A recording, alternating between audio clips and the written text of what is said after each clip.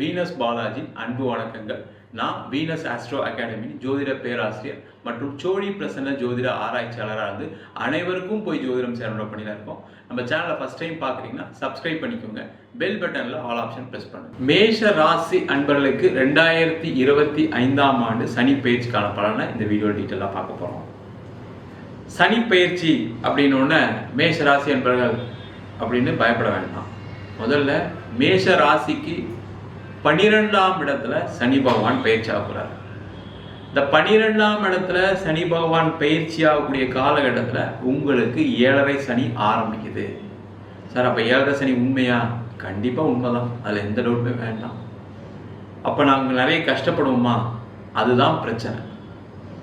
7.5 சனி அப்படின்னு சொல்லக்கூடியது ஒரு 7.5 ஆண்டுகள் உங்கள் ராசிக்கு முன் ராசி, அதாவது 12ஆம் ராசியில் சனி பகவான் வரும்போது உங்கள் ராசியிலே சனி பகவான் ஒரு 2.5 வருஷம், அடுத்தது உங்கள் அடுத்த ராசிக்கு சனி பகவான் 2.5 ஆண்டு இருக்கக்கூடிய காலகட்டம் தான் 7.5 சனின்னு சொல்கிறோம். அப்போ அதனுடைய ஆரம்ப காலகட்டம் தான் இந்த சனி பகவானுடைய 7.5 சனி காலம் ஆரம்பிக்க போகுது. இந்த மேஷ ராசி அன்பர்களுக்கு சில விஷயங்கள் நீங்கள் கேர்ஃபுல்லாக இருந்துட்டீங்கன்னா பெரிய லெவலில் பாதிக்காது. எந்தெந்த விஷயம் அப்படின்னா, முக்கியமாக இந்த சனி பகவான் என்ன பண்ணுவார்னா, யாரெல்லாம் தன்னுடைய கடமைகளை கர்மாக்களை சரியாக செய்யவில்லையோ அவங்கள தான் அதிகமாக செய்ய வைப்பார். முதல்ல நல்லா தெரிஞ்சுங்க. இந்த மேஷ ராசிக்கு பெரிய பாதிப்புகள் கொடுக்காது சனி பகவான். காரணம் என்னன்னு கேட்டிங்கன்னா, மேஷ ராசியில நீச்சமடையக்கூடிய கிரகம் சனி பகவான். அப்போ உங்களுடைய கர்மாக்களை கண்டிப்பாக கழிக்கக்கூடியவர் யாருன்னா சனி பகவான் தான். அந்த மாதிரி இருக்கக்கூடிய சனி பகவான் உங்களுக்கு கெட்டது பண்ணுவாரான்னு கேட்டால் கண்டிப்பாக கெட்டது பண்ண மாட்டார். அப்போ ஒன்றும் பிரச்சனை இல்லையா சார்னா? பிரச்சனை இருக்கு. உங்களுடைய கர்மாக்களை கரெக்டாக பண்ணால் எந்த பிரச்சனையும் வராது. அப்போ நீங்கள் என்ன செய்யணும்? வேலை செய்யக்கூடிய நபர்கள் உதாரணத்துக்கு எடுத்துக்கணும். அப்போ வரக்கூடிய காலகட்டத்தில் அடுத்த 2.5 ஆண்டுகள் அதிகமாக உழைப்பை போட வேண்டும். இந்த மேஷராசிக்கு அது ஒன்றும் பெருசாக சொல்லித்தர வேண்டாம்.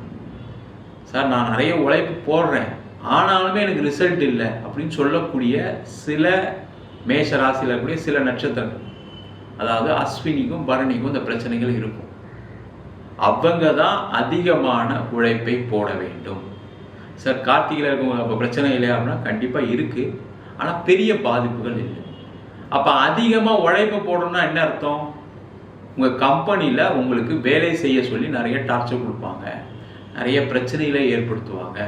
நீங்கள் செய்யறது சரியில்லை, நீங்கள் கரெக்டாக டைமுக்கு வர மாட்டீங்க, உங்களுடைய பெர்ஃபார்மன்ஸ் சரியில்லை, ஏதாவது ஒரு வகையில் உங்களை குத்தம் சொல்ல போகிறாங்க. அதில் டவுட்டே கிடையாது.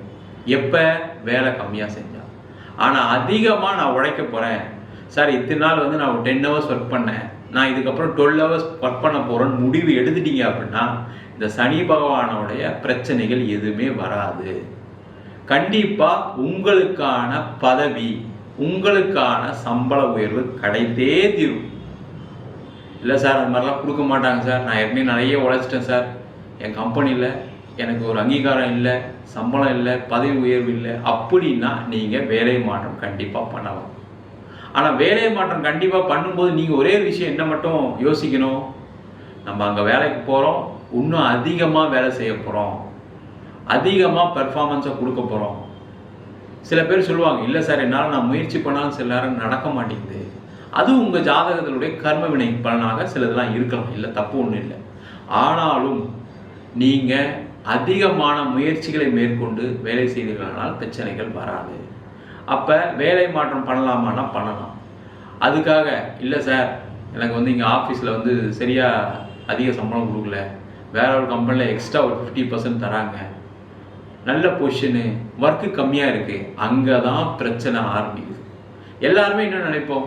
யூஸ்வலாக எனக்கு ஒர்க்கு கம்மியாக இருந்தால் பரவாயில்ல, பொசிஷன் நல்லா இருந்தால் பரவாயில்ல, சம்பளம் நல்லா இருந்தால் பரவாயில்ல, அந்த கம்பெனிக்கு போகணும்னு தான் நினைப்போம். ஆனால் அடுத்த வரக்கூடிய காலத்தில் அது மாதிரி நினச்சி வேலை மாற்றம் பண்ணாதீங்க. அது மாதிரி நினச்சிங்கன்னா பிரச்சனைகள் வரும். சார் வேறு என்ன சார் வழி அப்படின்னா, நீங்கள் வெளியூர் போகலாம், வெளிநாடு போய் வேலை பார்த்தீங்கன்னா சிறப்பு. அப்போ இந்த காலகட்டத்தில் வெளிநாடு செல்லக்கூடிய மேஷராசி என்பவர்களுக்கு வாய்ப்புகள் அதிகம். வெளியூரில் போய் வேலை பார்க்கக்கூடிய மேஷராசி என்பதற்கு வாய்ப்புகள் அதிகம்.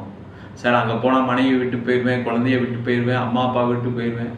பரவாயில்ல, ஒன்றுமே இல்லாமல் பிரச்சனைகள் அதிகமாக சந்திக்கிறத விட இந்த உறவுகள்லேருந்து கொஞ்சம் விலகி இருக்கிறது, வெளியூரில் இருக்கிறது, உங்கள் வீட்டு சாப்பாடை சாப்பிடாமல் இருக்கிறது, ஏதோ ஒரு அசௌகரியங்கள் இருந்ததுன்னா உங்களுக்கு பெரிய பாதிப்பு வராது.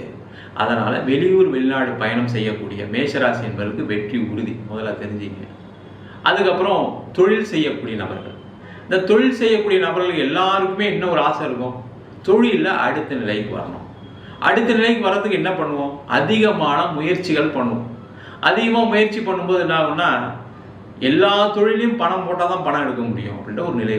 அப்போ நீங்கள் எந்த பிஸ்னஸ் பண்ணுறீங்களோ அந்த பிஸ்னஸில் நல்ல எக்ஸ்பீரியன்ஸ் இருந்தால் அதை பண்ணுங்க. அது எந்த பிஸ்னஸ் வேணால் இருக்கலாம். அதை பண்ணும்போது உங்களுக்கு பிரச்சனைகள் வராது. புதுசாக நான் ஏதோ ஆரம்பிக்கிறேன், புதுசாக ஃப்ரெண்டு கூட சேர்ந்து பண்ணுறேன், புதுசாக ஒருத்தர் பணம் போடுறேன்னு சொல்கிறாரு, அந்த மாதிரி விஷயங்களை கண்டிப்பாக அலோவ் பண்ணாதீங்க. அது 7.5 சனியில் மிகப்பெரிய பாதிப்பு கொடுக்க போகுது.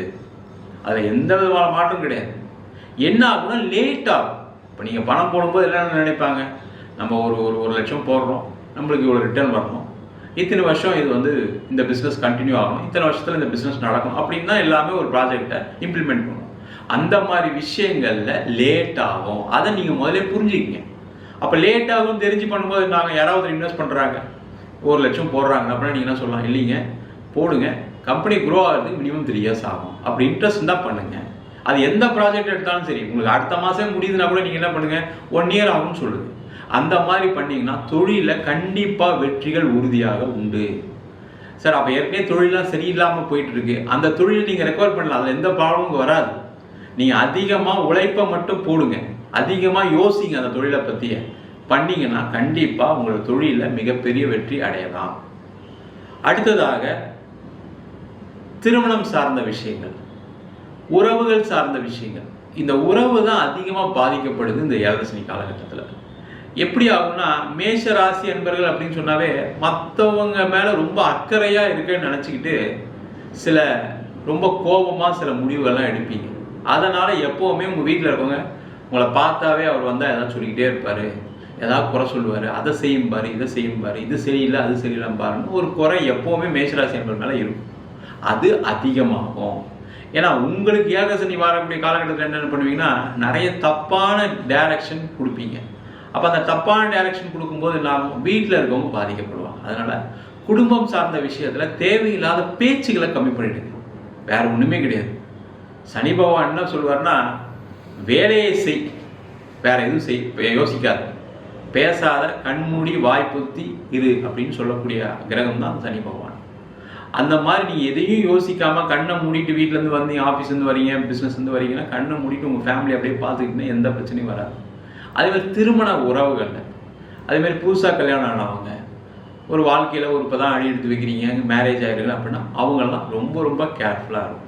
சில தவறான எண்ணங்கள், தவறான பழக்க வழக்கங்கள்லாம் வரும். அதனால் உங்களுடைய பார்ட்னர் பாதிக்கப்படலாம், இல்லை நீங்கள் பாதிக்கப்படலாம். அதனால் ஒரு கருத்து வேறுபாடு, ஒரு பிரிவினை வரலாம். அதனால் அந்த விஷயத்தில் கேர்ஃபுல்லாக இருந்துட்டிங்கன்னா எந்த பிரச்சனைகள் வராது. புதுசாக திருமணம் செய்யக்கூடிய நபர்கள், நீண்ட காலமாக திருமணமே ஆகலை, அவங்களுக்கு கண்டிப்பாக 7.5 சனி காலகட்டம் தான் திருமணம் நடக்கும். என்ன சார் நேரம் சரியில்லாமல் திருமணம் நடந்தால் எப்படி சார் இருக்கும்? அதெல்லாம் ஒன்றும் பயப்படாதீங்க. ஏன்னா அந்த கர்மக்காரங்க நபர் நீண்ட காலமாக எனக்கு கல்யாணமே ஆகலை அப்படின்னா அப்போ தான் ஏதாவது ஒரு வரன் வரும், நீங்கள் ஃபிக்ஸ் பண்ண மாதிரி இருக்கும். அந்த வரன் பார்க்கும் பொழுது பெரிய லெவலில் தகுதியை எதிர்பார்க்காம பண்ணுங்க. இந்த சனி பகவான் என்ன பண்ணுவார்னா, அதிக ஆசை அதிக ஆபத்துக்களை கொடுக்கக்கூடியவர். அப்போ அதிக ஆசைப்படக்கூடாது அப்படின்னா என்ன அர்த்தம்னா, வர்ற பொண்ணு அதை கொண்டு வருது, இதை கொண்டு வருது, இப்படி வேலை பார்க்குது, அழகாக இருக்குது அப்படின்னு நினச்சிங்கன்னா பிரச்சனை. வர்ற பையன் அப்படி இருக்கணும், இப்படி இருக்கணும், நல்லா சம்பாதியம் இருக்கணும், நிறைய சொத்து இருக்கணும் அப்படின்னு நினச்சிங்கன்னா சில பிரச்சனைகள் வரும். உங்கள் தகுதிக்கு ஏற்றாற் போல, உங்கள் வசதி வாய்ப்புக்கு ஏற்றாற் போல வரனை பார்த்தீங்க அப்படின்னா நல்லது. அதில் ஒரு தடவைக்கு 2 தடவை யோசித்து தேவையில்லாமல் எல்லார்கிட்டையும் சொல்லாமல் நீங்கள் ஒரு வரனை பார்த்தீங்க, செஞ்சீங்க, ஃபிக்ஸ் பண்ணீங்க, உடனே திருமணத்தை செய்ய வேண்டும். இல்லைன்னா திருமணம் நடக்கிறதுக்குள்ளே கூட ஏதாவது ஒரு பிரச்சனைகள் வரலாம். அதனால் இந்த விஷயத்தை நம்ம சொன்ன விஷயத்தை ஃபாலோ பண்ணால் திருமணத்தில் எந்த பிரச்சனையும் வராது. வரன் பார்க்குறீங்க, உங்களுக்கு பிடிக்குது, உங்கள் பொண்ணுக்கோ பையனுக்கோ பிடிக்குது, ஓகே அப்படின்னா உடனே ஒரு நிச்சயதார்த்தம் பண்ணி மேரேஜை ரொம்ப சீக்கிரமாக செஞ்சிடணும். இல்லைன்னா அதில் ஒரு ப்ராப்ளம் கண்டிப்பாக வரும். ஏன்னா இந்த காலகட்டத்தில் திருஷ்டி தோஷம், தேவையில்லாத பேச்சுக்கள், இந்த பையனுக்கு கல்யாணம் ஆகுது, இந்த பொண்ணு கல்யாணம் ஆகுது, ஊரே குடும்பமே பேசும்போதுனா அதில் ஏதாவது ஒரு இடையூறு வரும். ஏழரை சனி காலகட்டத்தில் இதெல்லாம் நடக்கும். அதனால் அதில் கவனமாக இருக்கிறது நல்லது. அதே போல் மாணவர்கள் ரொம்ப முக்கியம். மாணவர்கள் இந்த காலகட்டத்தில் என்ன பண்ணணும் அப்படின்னா, நீங்கள் அதிகமாக ரிசல்ட் எதிர்பார்க்காம படிக்கிற வேலையை பாருங்கள். ரிசல்ட் வரும் சார், எனக்கு மார்க் வரல சார் சொல்ல வேண்டிய சூழ்நிலாம் வரும். ஆனால் அதை பற்றி யோசிக்காதீங்க, நீங்கள் படிச்சுக்கிட்டே இருங்க, கண்டிப்பாக மார்க் வரும். அதே போல் வெளிநாடு சென்று படிக்கக்கூடிய மாணவர்கள் அவங்கெல்லாம் கண்டிப்பாக ஒரு தடவைக்கு 2 தடவை நீங்கள் வெளிநாடு போகிற ஊர் கரெக்டாக, நம்ம லோன் வாங்கி படித்தோம்னா அங்கேயே செட்டில் ஆக முடியுமா, இல்லை வேலை வாய்ப்பு உண்டா, சர்டிஃபிகேஷன்லாம் கரெக்டாக இருக்கா, நம்ம இங்கே வந்து அந்த இந்தியாவில் அந்த சர்டிஃபிகேட்லாம் ஒத்துப்பாங்களா செய்வாங்களான்னு பார்த்துட்டு வெளிநாடு படிக்க போகிறது சிறப்பு. அதே மாதிரி முக்கியமான விஷயம் வயதானவர்கள். இந்த வயதானவர்கள் பார்த்தீங்கன்னா தேவையில்லாத அலைச்சல்களை குறைத்து கொள்வது சிறப்பு. நான் அந்த ஃபங்க்ஷனுக்கு போகிறேன், இந்த ஃபங்க்ஷனுக்கு போகிறேன், எனக்கு இவங்க ஃப்ரெண்டு அவங்க ஃப்ரெண்டு போகிறேன், ட்ராவல் பண்ணுறதை குறைச்சிங்க. முக்கியமாக உடல்நிலை பாதிக்கப்பட்டவர் ரெகுலராக மெடிக்கேஷன் எடுத்துக்கங்க. நிறைய உடற்பயிற்சிகளை செய்வது சிறப்பு. அதே போல் வயதானவர்களாக இருக்கீங்க, யாருக்கு நம்பி பணம் கொடுக்காதீங்க, பணம் திருப்பி வராது, எழுதி வச்சுக்கங்க. தேவையில்லாம் இன்னொருத்தர் பணம் கொடுத்தேன் திருப்பி வரலன்னு சொல்லக்கூடிய காலம் இந்த 7.5 சனி காலகட்டம். அதனால் யாரையும் நம்பி பணத்தை உதவிக்கு கொடுக்காதீங்க. அடுத்தது, நீங்கள் எந்த துறையில் இருந்தாலும் சரி புதிய விஷயங்கள் செய்வதை நிறுத்திக் கொள்வது சிறப்பு. நீங்கள் பிஸ்னஸில் இருக்கீங்கன்னா புதுசாக பிஸ்னஸ் பண்ணக்கூடாது, பணம் இன்வெஸ்ட் பண்ணக்கூடாது. வேலையில் இருக்கீங்க அப்படின்னா ஷேர் மார்க்கெட்டில் போடுறேன், நான் வீடு வாங்குகிறேன் செய்கிறேன் அப்படின்னு சொல்லி பணத்தை இன்வெஸ்ட் பண்ணாதீங்க. யாரை நம்பி பணத்தை கொடுக்காதீங்க. சார் அப்போ எப்படி சார் வாழ்க்கையை வாழ்வது, 2 வருஷம் ஒன்றுமே பண்ண முடியாதா? பண்ணலாம். சேஃபாக ஒரு தடவைக்கு 2 தடவை யோசித்து நீங்கள் பழகக்கூடிய நபர் கரெக்டாக செஞ்சால் சின்னதாக பண்ணுங்கள். எடுத்தோன்னே 5 லட்சம் நான் இன்வெஸ்ட் பண்ணேன் ஷேரில், 10 லட்சம் இன்வெஸ்ட் பண்ணுறேன், சீட்டு போடுறேன், 10 லட்சம் ஒருத்தர் கொடுக்குறேன், இன்ட்ரெஸ்ட் தரேன்னுக்காரு, இன்வெஸ்ட் பண்ணால் இவ்வளோ ரிட்டர்ன் தரேன், அதை நம்பாதீங்க. இதை மட்டும் பார்த்துக்கிட்டீங்க அப்படின்னா 7.5 சனி ஒரு பாதிப்புகளை கொடுக்காது.